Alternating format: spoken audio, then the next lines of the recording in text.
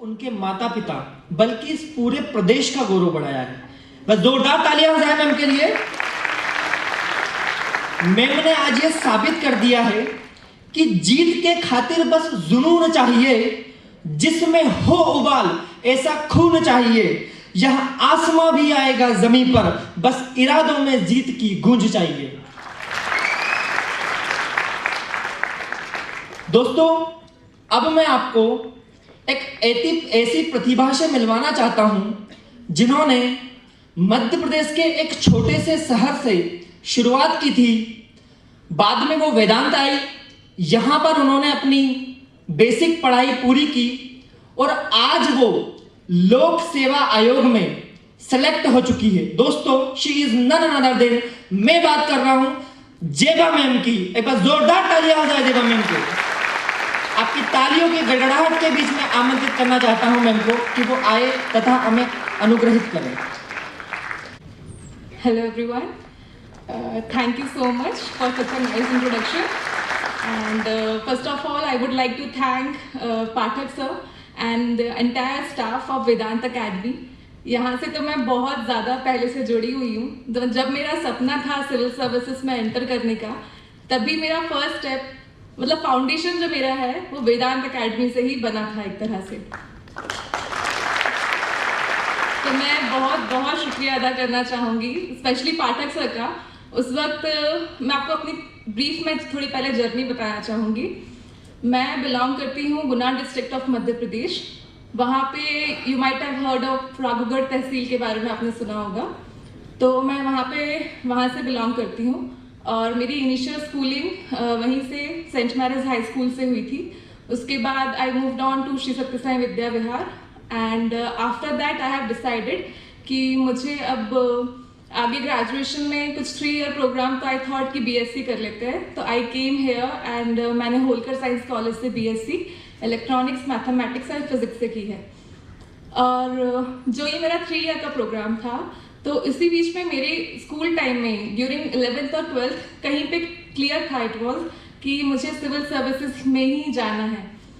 तो मैं आपको एक अच्छा इंसिडेंट बताती हूँ कि कॉलेज की फर्स्ट क्लास जो लगने वाली थी हमारी, उसकी डेट कुछ आई हुई थी एंड उसके पहले मैंने वेदांत में एडमिशन ले लिया था और फर्स्ट क्लास मैंने वेदांत में ज्वाइन की थी। मैं कॉलेज की क्लासेस बाद में हुई थी।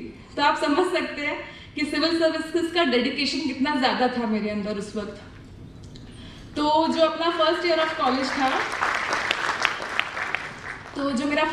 कॉलेज था उसमें मैं दिन भर जो अपना कॉलेज की क्लासेस लेकर आती थी, उसके बाद शाम को वेदांत आती थी। 2 घंटे की जो क्लासेस लगती थी, 1.5-2 घंटे की, वो अटेंड करके और फिर मैं अपने हॉस्टल जाती थी। वहाँ जाके पूरा नोट्स रिवाइज करती थी।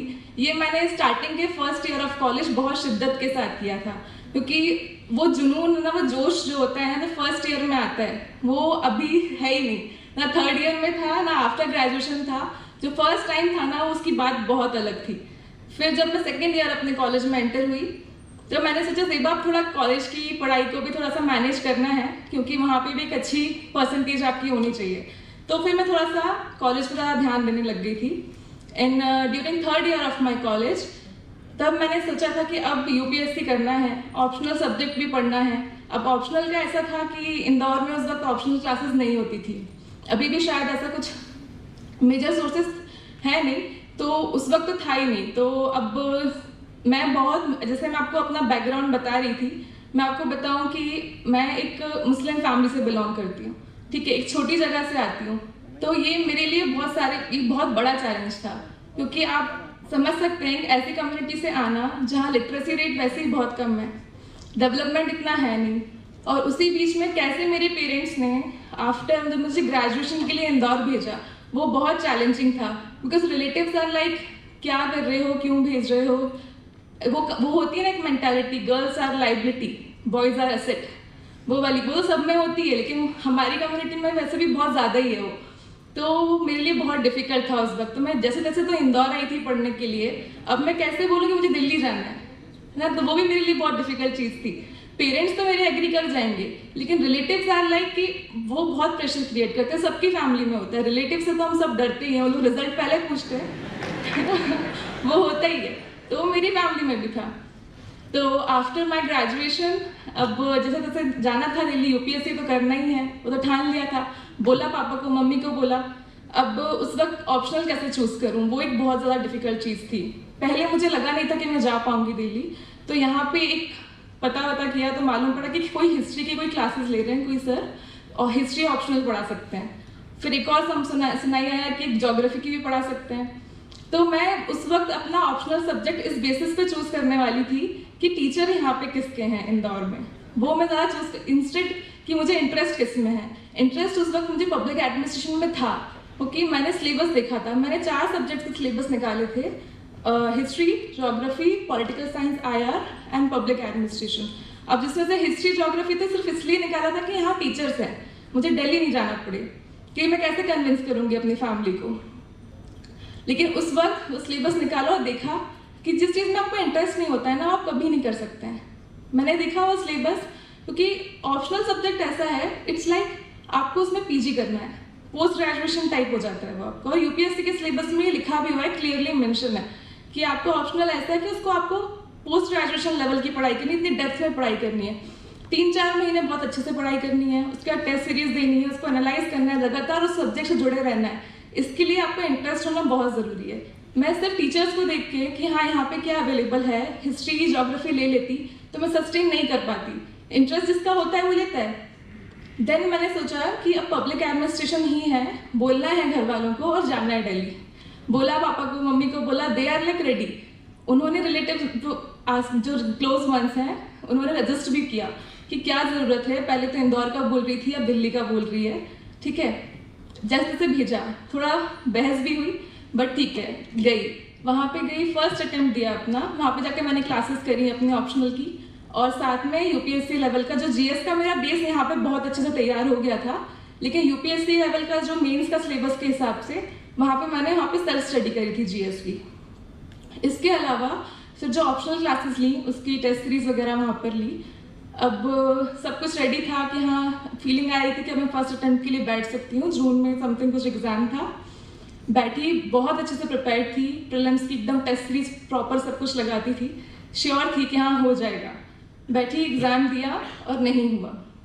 फर्स्ट अटेम्प्ट मेरा प्रीलिम्स नहीं हुआ। दैट वाज लाइक कि मैं जो मेरे 3-4 साल जो ग्रेजुएशन के निकले थे, मैं दौड़ दौड़ के वेदांत आती थी और जो कॉलेज का टाइम पे पढ़ती थी, ऐसा लगा था कि सब कुछ मैंने क्या किया, मतलब रिजल्ट नहीं आता है ना तो आप सेल्फ डाउट बहुत जल्दी आता है, ठीक है। और आप मेहनत कर रहे हो जब, तब आपको बहुत जल्दी लगता है ऐसा कि हम लोगों ने इतनी मेहनत करी और आउटपुट तो कुछ आया नहीं। वो मोमेंट मेरी लाइफ का ऐसा था कि फर्स्ट अटेम्प्ट में वो जो जोश और जुनून होता है ना, पूरा टूट गया था। फिर मैं दिल्ली से इंदौर वापस आ गई थी, क्योंकि वहाँ ज़्यादा लंबा रह नहीं पा रही थी। तो फिर मैं आई यहाँ पे मैंने अपना सेकेंड अटेम्प्ट दिया। सेकेंड अटेम्प्ट, जो फर्स्ट अटेम्प्ट में गलतियाँ करी थी उसको पूरा एनालाइज किया, सेकेंड अटेम्प्ट दिया, ठीक है। अब प्रीलिम्स का फियर तो बन ही गया था, और प्रीलिम्स का फियर तो बहुत कॉमन है आजकल कि अब सीसाइड भी इतना ज़्यादा डिफिकल्ट होता जा रहा है। यूपीएससी का प्रीलिम्स बहुत ज़्यादा डिफिकल्ट रहता है, मतलब मैं उसको मानती हूँ तीनों स्टेजेस में एक बार आप एंटर तो हो, पर वो पहले ही आपको बाहर फेंक देता है, इस तरह से हो जाता है। तो फिर सेकेंड अटेम्प्ट में I was quite prepared, but फिर भी मेरा वापस नहीं हुआ। अब वो मोमेंट ऐसा था कि जो मतलब क्या करूँ मैं, ऐसा लग रहा था कि मैं इस चीज़ के लिए बनी नहीं हूँ यूपीएससी के लिए, क्योंकि सेल्फ डाउट, देखो आप जब मेहनत करते हैं ना, अब अपना 100% सब कुछ खोकर बैठे रहते हैं। मैं सारे सोशल मीडिया साइट्स किसी पे नहीं थी, व्हाट्सएप, फेसबुक, इंस्टा किसी पे नहीं थी उस वक्त, और रिलेटिव्स, पेरेंट्स से सिर्फ बात करती थी, और बहुत ज़्यादा लिमिटेड लोग थे कि हाँ एकदम सबसे कट आउट होकर इतनी ज़्यादा शिद्दत के साथ पढ़ाई करना और फिर भी नहीं होना, तो बहुत धक्का लगता है। रिजल्ट शाम को आया था प्रीलिम्स का सेकेंड अटेम्प्ट में, एंड उस वक्त मैं 4 सीटर रूम में रहती थी इंदौर में। अब 4 सीटर में रो भी नहीं सकती, तो स्पेशली मैं कहाँ गई थी, ये होलकर और जीएससीसी के सामने जो रोड है ना, शांत भरा, वहाँ जाके रोई थी अकेले, ठीक है। तो ये दिखाता है कि उस वक्त लगा था, रोई, बहुत शिद्दत से, अच्छे से रोई। फिर अगले दिन, मैं आपको ये सब इसलिए बता रही हूँ, गिरते हैं, मेहनत करने के बाद भी गिरते हैं, लेकिन उठना उसके बाद एक फुल डेडिकेशन के साथ, वो बहुत ज़्यादा इम्पोर्टेंट है। अब ड्यूरिंग माई थर्ड अटेम्प्ट, ये कोविड टाइम था, मैं फिर डर गई थी कि प्रीलिम्स तो वैसे हो नहीं रहा है, प्रिपरेशन तो है, पर ये कोविड टाइम घर पे थी। अब घर पे क्या है, मेरी जो मम्मी है उनको थोड़े कोविड के सिम्टम्स थे और वो मेरा लगभग उस वक्त एग्ज़ाम पास नहीं था, तो थोड़ा टेंशन बहुत ज़्यादा थी उस वक्त। तो ऐसे में सब कुछ मैनेज करना, और यहाँ पे भी नहीं रह पा रहे थे हम लोग बाहर आकर घर में। अब मेरा घर ऐसा कोई बहुत बड़ा नहीं जो मेरा सेपरेट रूम हो और सब कुछ मैं पढ़ रही हूँ, सब कुछ मुझे उस वहीं पे मैनेज करना था। तो ऐसा ही चैलेंजेस बहुत आते हैं लाइफ में। मेरे लिए एक कम्युनिटी से होना चैलेंज था, मेरे लिए ऐसे बाहर जाना, इंदौर आना ही एक चैलेंज था, दिल्ली तो दूर की बात है। यूपीएससी करना ही एक चैलेंज था, क्योंकि लोगों ने मुझे ऐसा बोला कि why are you dreaming so big, UPSC ही क्यों सोच रही हो, एमपीपीएससी दे दो, ठीक है। और एमपीपीएससी, बहुत से लोग तो ऐसे सरकारी नौकरी चाहिए ना, तो ये दे दो वो दे दो, तुम्हें क्या एमपीपीएससी ही क्यों करनी है, यूपीएससी क्यों करनी है, पापा के पैसे यू आर वेस्टिंग, इस तरह से भी बोलते हैं लोग। लेकिन उस वक्त आपके पेरेंट्स जो है ना वो आपके साथ खड़े रहते हैं, तो आपको भी बस दम से मेहनत करनी है उस वक्त। तो जो ये वाला अटेम्प्ट था मेरा, वो पूरा कोविड टाइम्स में हुआ है। घर पे ही बैठ के टेस्ट पेपर्स देती थी। अब मैं बोल रही हूँ, लोग बहाने बहुत बनाते हैं, ना पढ़ने के बहुत बहाने हैं और पढ़ने के लिए बस एक बहाना काफ़ी है, ठीक है। मैं आपको बताती हूँ कि यहाँ पे टेस्ट पेपर्स थोड़े सस्ते निकलते हैं, मतलब प्रिंट निकलवाते हैं, और हमारे यहाँ तो बहुत महंगा, क्योंकि वहाँ पे तो इतना यूजुअली ऐसे कोई निकलवाता नहीं है, तो बहुत महंगा पड़ता था वहाँ पे। तब मैं टेस्ट पेपर्स तो मुझे करने थे 60-70 प्लस, मैंने प्रीलिम्स के प्रैक्टिस टेस्ट पेपर्स किए थे। अब मैं सबका प्रिंट तो निकलवा नहीं सकती थी, तो मेरा फ़ोन था, मैं उसमें ही, अब वो अभी तो बड़ा हो गया है, तो छोटा वाला फ़ोन था उसमें।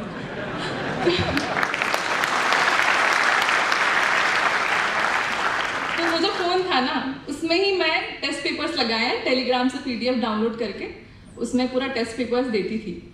न्यूज़पेपर भी उसमें ही पढ़ती थी। अब मैं आपको बताऊँ, मेरी एक फ्रेंड है अभी, वो शी सेड कि ज़ेबा न्यूज़पेपर पढ़ना स्टार्ट करना है हिंदू सुबह से। तो मैंने कहा पढ़ो, नहीं अगले हफ्ते पढ़ूंगी, आईपैड ऑर्डर किया है, ठीक है। इस तरह से होता है, टैबलेट ऑर्डर किया है। तो भाई तुम्हें पढ़ना है ना, तुम, वही मैं बोल रही हूँ, ना पढ़ने के 100 बहाने, पढ़ना चाहोगे शिद्दत से पढ़ लोगे। मैं उस फोन में ही पढ़ी हूँ पूरे टाइम, और मैंने टेस्ट पेपर्स भी उसमें ही लगाए थे, क्योंकि उस वक्त मुझे लग रहा था घर पे मैं एक टेस्ट पेपर के इतने सारे पैसे वो लगा के साइड में रख दूंगी। तो इस तरह से कोविड के टाइम से मैंने अपना प्रीलिम्स दिया, मेंस भी मैंने घर से ही पढ़ाई करी है, ठीक है।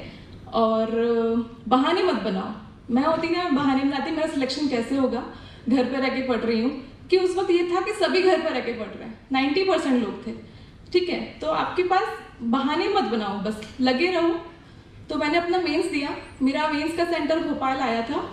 भोपाल में सिर्फ 20 days before my actual mains examination shift हुई थी, वहाँ पे मेंस दिया। अब वहाँ की बात आप सुनिए, वहाँ पे जब मैं मेंस देने जाती थी ना, वहाँ पे जो आते थे एग्जाम देने के लिए लबासना की जैकेट पहन के, ठीक है, 2-3 आते हैं, तो वो मेरे को हार्ट अटैक, मतलब मैं उनको देखती थी, मेरा क्या ही होगा, ये लोग जैकेट पहन के आ रहे हैं, ऑलरेडी सिलेक्टेड लोग हैं, और गाड़ियों से आ रहे हैं अलग अलग, मतलब ऑलरेडी सिलेक्टेड है, या फिर मतलब देख के बहुत हालत खराब।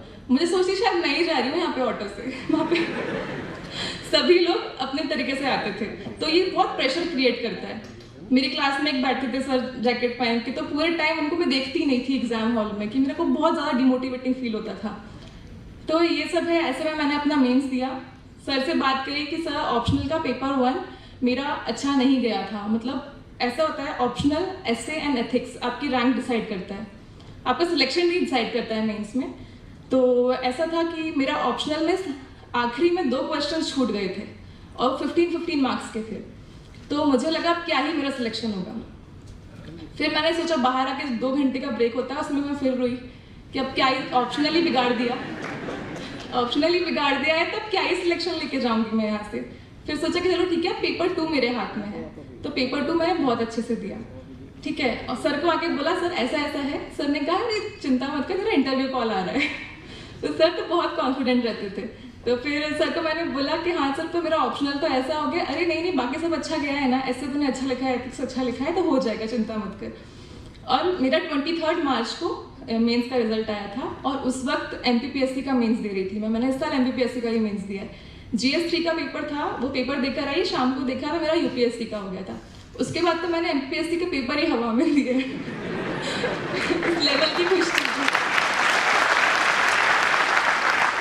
तो मेरा CS4 और हिंदी और SC का पेपर MPPSC का बचा हुआ था, बट मैं बिना पढ़े गई हूँ फिर तीनों पेपर्स में। आई वॉज सो हैप्पी कि हाँ मेरा UPSC मेंस हो गया है। फिर उसके बाद मेरी इंटरव्यू का डेट आई थी 15 जून समथिंग, बट वो बाद में पोस्टपोन हो गई थी।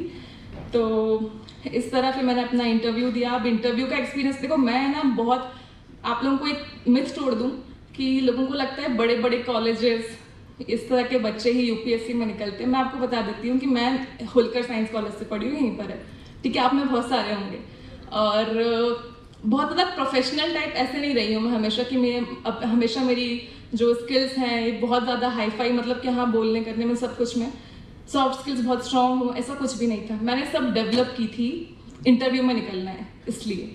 तो आप है ना पहले से मत डरो कि IIT IIM वाले बैठे हैं, ठीक है, ऑलरेडी जॉब एक्सपीरियंस है इतना ज़्यादा, तो यही लोग निकलेंगे, मेरा क्या ही होगा। मैं मॉक देने जाती थी ना, तो वहाँ पे मॉक जो आप कोचिंग्स में जाते हो दिल्ली में, तो वहाँ से आप जब बाहर निकलते हो तो वो आपसे अपना एक्सपीरियंस पूछते हैं, आपको हमारा मॉक कैसा लगा। तो मेरा तो बिगाड़ के आती थी वो मॉक, क्योंकि स्टार्टिंग में तो मैं बहुत ज़्यादा अंडर कॉन्फिडेंट फील कर रही थी, और क्योंकि फिर बाहर आके वो लोग पूछते थे कि मैम आपका कैसा रहा, आपका हमारी कोचिंग साथ वो कैसा रहा एक्सपीरियंस। जो दूसरे बच्चे होते थे वो लोग एक्सपीरियंस इतना अच्छे से शेयर करते थे कि it was very nice, board was very cordial, ये वो बोलते थे। तो मेरा तब भी बहुत हालत ख़राब होती थी कि ये लोग इतना अच्छा बोल रहे हैं, ये लोग रियल इंटरव्यू में कितना अच्छा बोलेंगे। तो अब रियल इंटरव्यू हुआ, तब तक तो मैं चलो ठीक काफ़ी प्रिपेयर्ड हो गई थी। सर से बात करते थे कि सर ये टॉपिक चल रहा है, जैसे नेशनल इंफ्रास्ट्रक्चर पाइपलाइन, ऐसे कुछ चीज़ें, आपको क्या लगता है सर, मुझे तो ये लगता है, आपको क्या लगता है ये सही चीज़ है नहीं है, गवर्नमेंट सही कर रही है नहीं कर रही है, ऐसे बहुत सारी चीज़ें। इंटरेक्शन मेरा सर से रेगुलर रहता था इंटरव्यू के लिए। उसके बाद रियल इंटरव्यू में मेरा स्मिता नागराज मैम का बोर्ड था, एंड वहाँ पे जाने मतलब वो इंटरव्यू ऐसा था ना, मैं बता नहीं सकती। बाहर आके तो मुझे लगा था मेरा नहीं होना है। उसका रीज़न ये था, उन्होंने अंदर मुझे बहुत ज़्यादा फंसा दिया था, बस मैं रोई नहीं थी, ऐसा फीलिंग आ रही थी। क्योंकि उन्होंने मुझे बोला, Zeba tell me the difference between being confident and being over confident. ये क्वेश्चन क्यों आया, क्योंकि उसके जो 3rd नंबर के जो मेंबर थे उन्होंने मुझसे एक क्वेश्चन पूछा, क्योंकि उनके पहले जो 2 मेंबर थे उनको मैं बहुत कॉन्फिडेंटली आंसर कर रही थी, तब उनको ये था कि अब उसका कॉन्फिडेंस गिराना है। तो he said, Zeba just tell us the difference between what is the difference between being confident and being over confident. तो मैंने उनको बताया कि सर ओवर कॉन्फिडेंट होना थोड़ा नेगेटिव होता है, कॉन्फिडेंट होना थोड़ा पॉजिटिव चीज़ है। तो बोलते नहीं आई थिंक ओवर कॉन्फिडेंस तो बहुत अच्छी चीज़ है, ये वो। तो मैं उनको नेगेट कर रही थी। ऑब्वियसली मैं उनको क्यों बोलूँगी, ओवर कॉन्फिडेंस होना is not a good thing. तो मैंने कहा सर वो सेल्फ आप खुद के लिए ओवर कॉन्फिडेंट है वो ठीक है, आप पर्सनल ग्रोथ के लिए, लेकिन आप दूसरे को ओवर पावर कर रहे हैं, then that's not a good thing.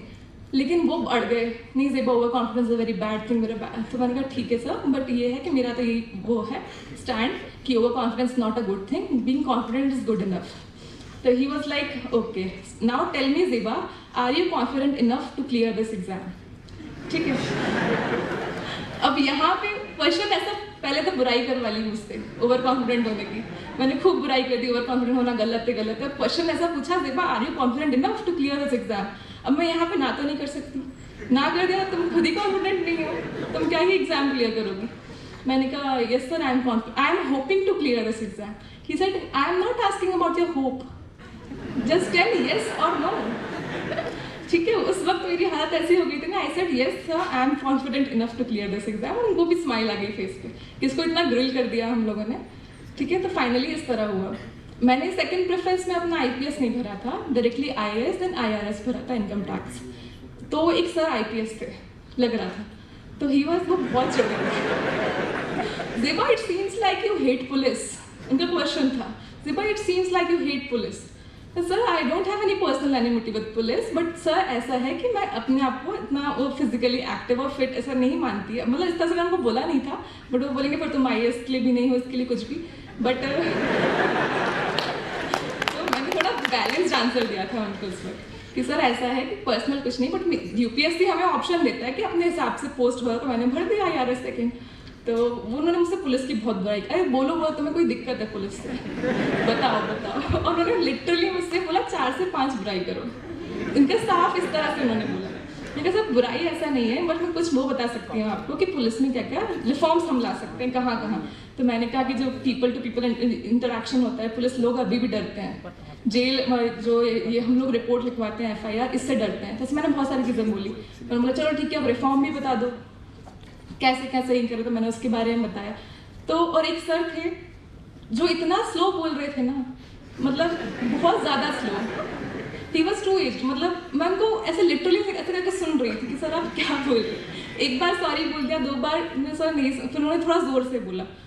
तो ये ऐसी चीज़ें होती हैं जो आपको टेस्ट करते हैं।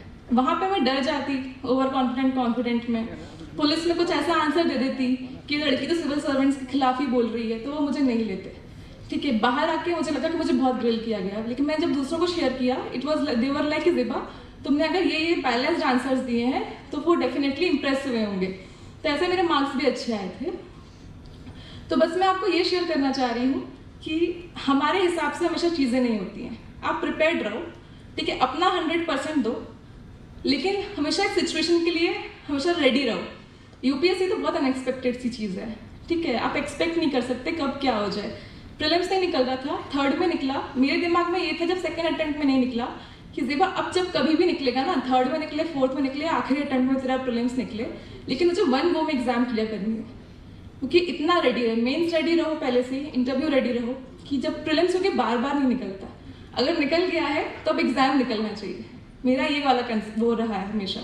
तो ये था कि प्रीलिम्स निकला तो मैं मेंस के लिए हमेशा से रेडी थी, मतलब 2 अटेम्प्ट्स में जब नहीं हुआ था तो मैं मेंस का पढ़ती रहती थी। तो मैंने अपना ऑप्शनल अच्छे से किया था।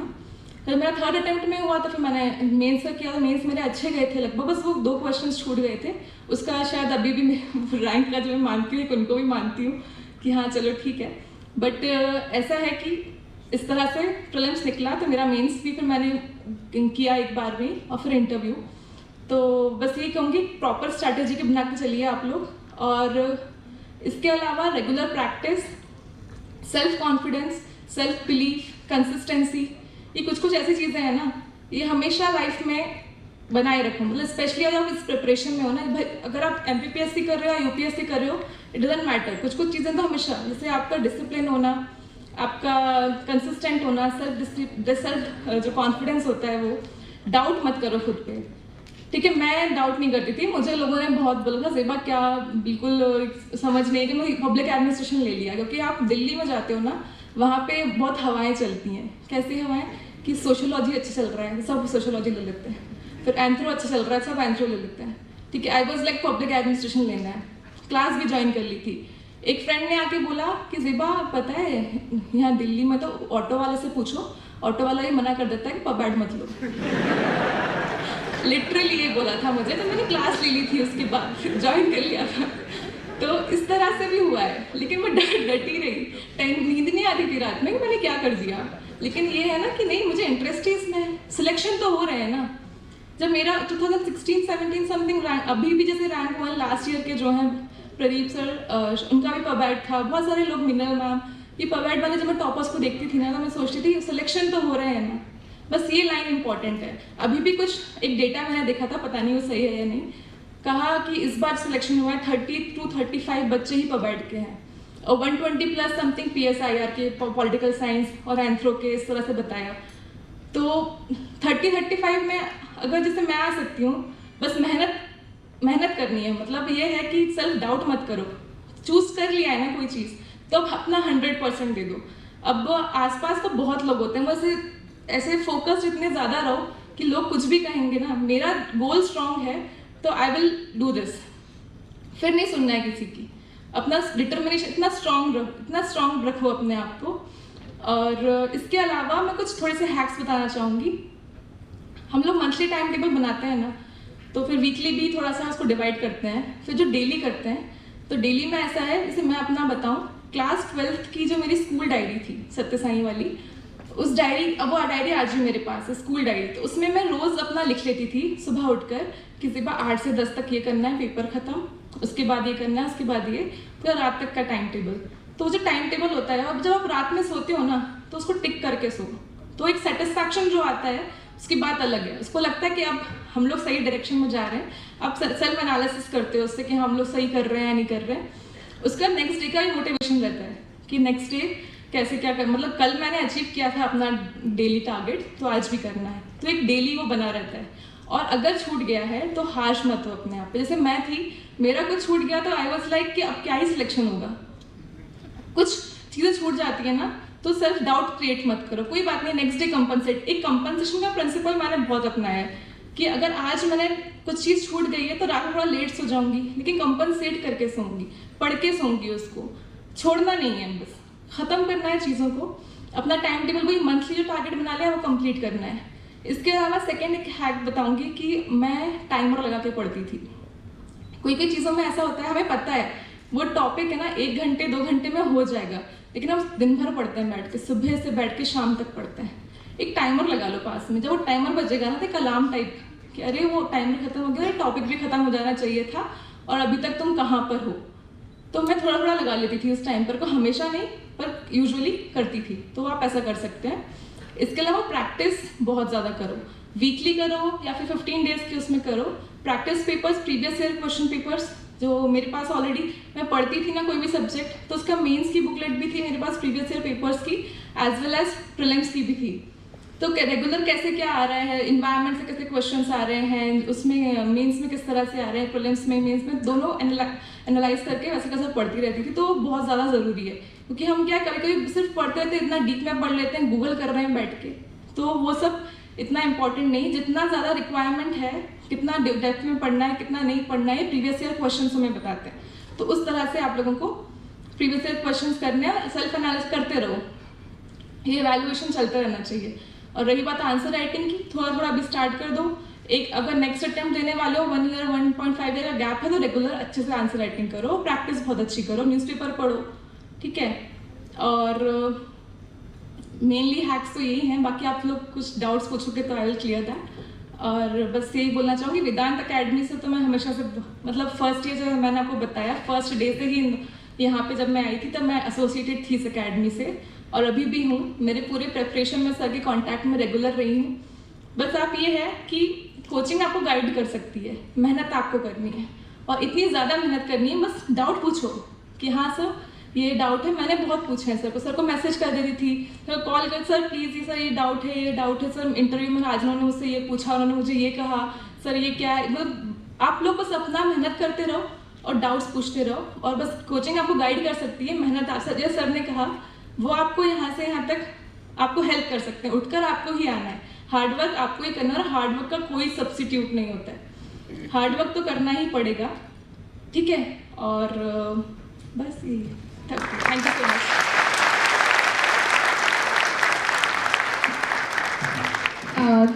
Thank you so much ma'am. So ma'am की जो जर्नी रही, जो उनका एक्सपीरियंस रहा, उसको कुछ वर्ड्स में मैं समराइज करना चाहूँगी, सो आप लोग ध्यान दीजिएगा। कुछ परिंदे उड़ रहे हैं आंधियों के सामने, कुछ परिंदे उड़ रहे हैं आंधियों के सामने, उनमें ताकत ना सही पर हौसला होगा ज़रूर, उनमें ताकत ना सही पर हौसला होगा ज़रूर। इसी तरह तक आगे बढ़ते रहे तो देखना, इसी तरह तक आगे बढ़ते रहे तो देखना, तय समंदर तक एक दिन फासला होगा ज़रूर, फासला होगा ज़रूर। सो जोरदार तालियां हमारे दोनों ऑफिसर्स के लिए। Thank you.